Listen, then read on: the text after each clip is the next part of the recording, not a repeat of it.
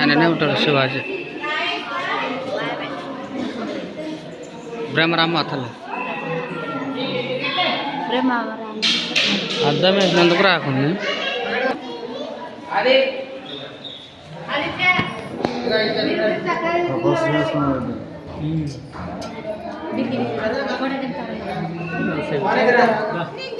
బయట తీసి షేకేస్తాం.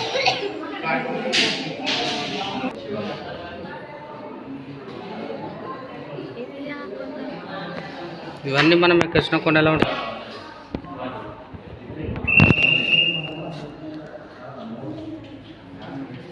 మొత్తం శివాజీ సంపాదించుకున్న కోటలు అంటారు చూడే